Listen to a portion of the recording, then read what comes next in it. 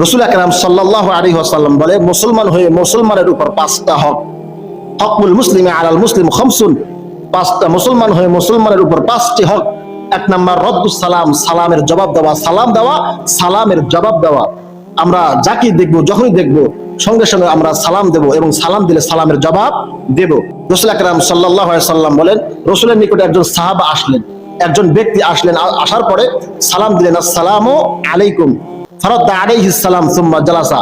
রাসূল আকরাম সাল্লাল্লাহু আলাইহি ওয়াসাল্লাম ওই ব্যক্তির সালামের জবাব দিলেন এবং ওই ব্যক্তি মজলিসে বসে গেলেন। রাসূল বললেন, আশারা মানে 10, মানে সালামের পরিবর্তে 10 নেকি পেয়েছে। এরপর সুম্মা জাআ আখর, এরপর আরেকজন ব্যক্তি আসলো, আসার পরে সালাম দিলেন, আসসালামু আলাইকুম ওয়া রাহমাতুল্লাহ। রাসূল আকরাম সাল্লাল্লাহু আলাইহি ওয়াসাল্লাম সালামের জবাব দিলেন এবং ওই ব্যক্তি মজলিসে বসে গেলেন। বসে যাওয়ার পর রাসূল বলেন, 20, মানে সালাম দেওয়ার বিনিময়ে 20টা নেকি সে পেয়েছে।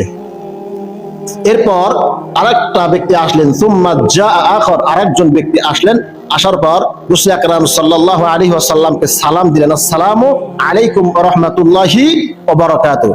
রাসূল আকরাম সাল্লাল্লাহু আলাইহি ওয়াসাল্লাম সালামের জবাব দিলেন এবং ওই ব্যক্তি মজলিসে বসে পড়লেন এবং রাসূল বললেন, সালাসুন মানে 30। তাহলে প্রথম ব্যক্তি সালাম দিল আসসালামু আলাইকুম, এতটুকু দেওয়ার কারণে সে 10 নেকি পেয়েছে। দ্বিতীয় ব্যক্তি আসার পর আসসালামু আলাইকুম ওয়া রাহমাতুল্লাহ, এতটুকু বৃদ্ধি করার পরে সে নেকি পেয়েছে 20। তৃতীয় ব্যক্তি সে সালাম দিল আসসালামু আলাইকুম ওয়া রাহমাতুল্লাহি ওয়া বারাকাতুহু, এই এতটুকু সালাম দেওয়ার কারণে সে নেকি পেয়েছে 30।